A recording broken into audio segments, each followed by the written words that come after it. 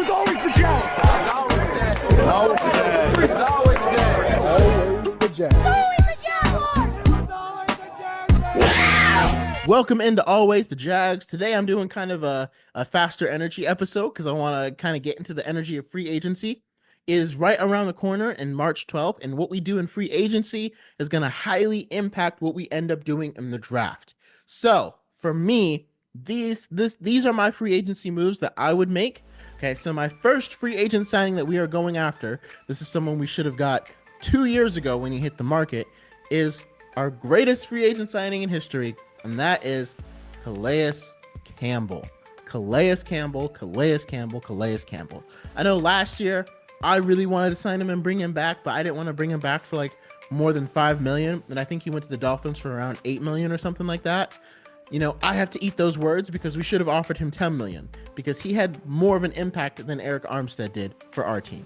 And Calais Campbell can play multiple positions. So by signing him, we get a backup defensive lineman and we get a backup defensive end. We need leadership and mentorship on our defensive line. That's what we need more than anything. Calais Campbell can help develop Mason Smith. He can help continue to develop Trayvon Walker because he's not there yet as that dominating first round pick.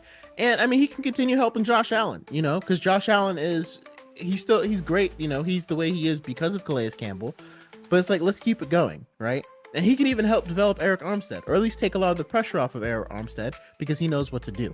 So that leadership, that guidance, that direction, that 12-year, that veteran mentality, we need more leadership on our defense.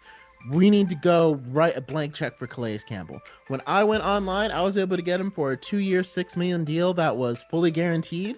So if the Jaguars wanted to do like a 1-year, $8 million, $9 million, any of those would work, and any of that would transform our defense. I'm not saying that Calais Campbell is going to get us 14 sacks again, but I am saying that he's going to teach Mason Smith. He's going to teach Trayvon Walker. He's going to help some of those young guys on that defensive line get better. And that's what we need. So I would rather sign him than draft Mason Graham, right? Because signing Calais Campbell is an option to not only make your defensive line better as a player, but he can make the other players around him better by teaching them, because that's what he does. And he loves doing it. And that's why he was our greatest signing ever. And that's why he needs to come back. Next, the biggest spot that we need is guard, because I don't think we're going to re-sign Brandon Sheriff, which I'm okay with. I mean, he played very well this year, and I think he's going to earn himself a nice contract in free agency, but I think we can do a little bit better than him. I think we can get someone who played better consistently last year. So for one of those holes in our roster is guard. That spot's going to be taken by Kevin Zeitler from the Detroit Lions.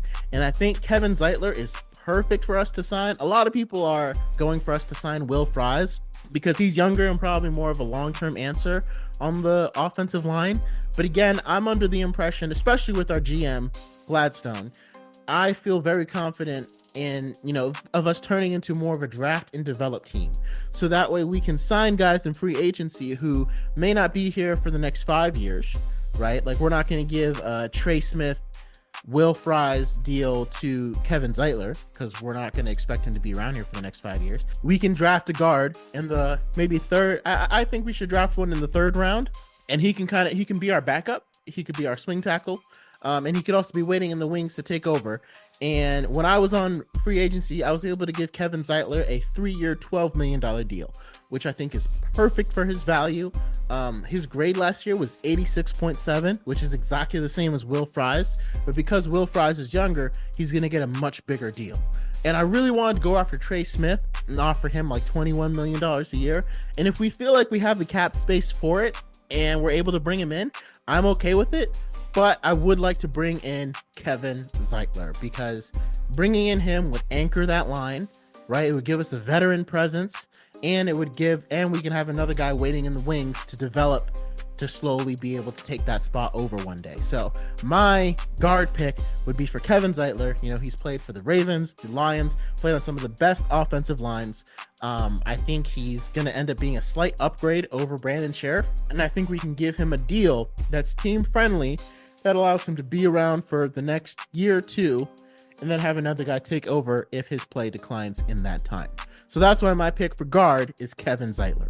And lastly, my last free agent signing, the biggest hole we have on our roster is safety. because we need 2 new ones. So we need to double dip. We need to go into free agency and land a big fish. And then we also need to grab somebody in the draft, probably as early as the second round, who can start. So that we can turn our safety position from a weakness to a strength. So with safety, we need to go for the fences, and we need to go out and get Jevon Holland. Jevon Holland, the safety from the Miami Dolphins. Now, one of the reasons why I like signing free agent safeties is because safety is one of those positions that tends to be valued less, right? Like, you can get a really good safety for not that much money. So we could essentially give him the deal that Jesse Bates got. I think when I went on, I offered him a $16 or $17 million deal to be a safety, which is similar to what Jesse Bates got. And I think it was like a 3-year deal. And that would work out perfectly because that would allow him to come in and transform the back of our defense and give us a hard-hitting guy. And then we compare him with someone else in the draft. I thought Andre Cisco was going to be great. I was wrong. And I'm very sad to say that because I wish we were giving Andre Cisco that deal that I want to give to Jevon Holland. But unfortunately, that's just not reality. That's not where we live. He'll go somewhere else. And he'll probably end up doing great, as all the Jaguars players that leave us and go do great elsewhere. So I'm thinking we vulture Jevon Holland from the Dolphins. Now, the Dolphins may make a push to re-sign him, but the Dolphins have a lot of impending free agents.